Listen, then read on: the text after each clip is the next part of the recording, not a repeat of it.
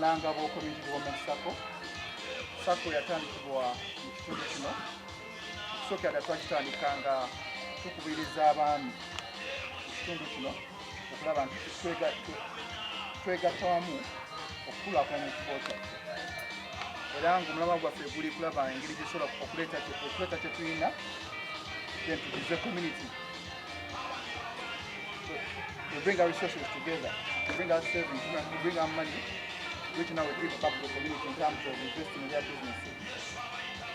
Era naye tugenze tulaba nti abantu bangi bakyenyigiramu, tugezeko n'okuopeningira eri abakyala abalina bu bizinesi bwabwe bajjano ne beewola ne bateeka mu bizinesi zaabwe mu ngeri eyo okulaba nti tukulakulanya ekitundu.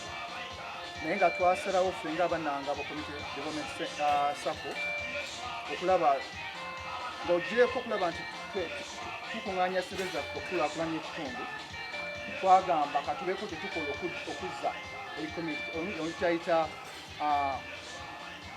CSR, okay? Tutandika ekyo corporate responsibility from the Sacco.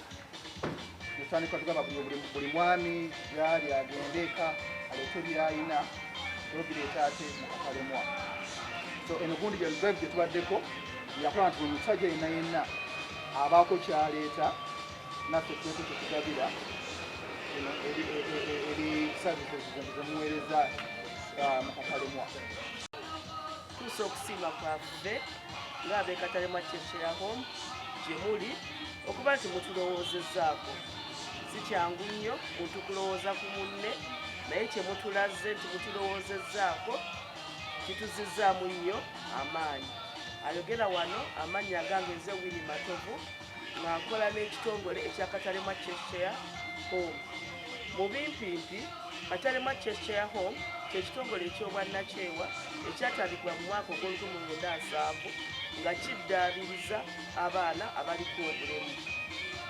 Ekitongole kye tusangibwa wano Empereerwe, naye nga tuddaabiriza abaana abaliko obulemu awo wennyini awaka we tubeera ku home yaffe, ne tugenda ne mu communities abaana bano abaliko obulemu gye bakola ki gye basangibwa nga tubaddaabiriza mu ngeri nnyingi nnyo maze mu lufuutifuuti ze bayinza okugamba physiotherapy, occupational therapy, speech therapy, nursing, okunyiga ebiwundu, post-surgery care, ng'omwana amaze okulongoosebwa n'okola ki n'omubudaabuda. Tukola ebyenjawulo bingi nga mu mwaka gumu tuyinza okutuuka ku baana omutwalo gumu n'ekitundu. Era olunaku tusobola okulaba abaana nga 10 wakati w'omusanvu ne 10 abapya. Waliwo n'abo abakola ki ababa bakoleddwako referrals. Okujja wane ku Nangabo Community Development Sacco sayise nzekka, nayise ne bannange, omukyala oyo ngenda musaba ayimirireko, mukyala musawo ye Rehema Nalubega ng'akolanga physiotherapy waffe, n'omwami oli Lugobe Jude ng'akolanga driver waffe. Babatumidde nnyo ab'Ekatalema Cheshire Home mu bintu ebibaffe.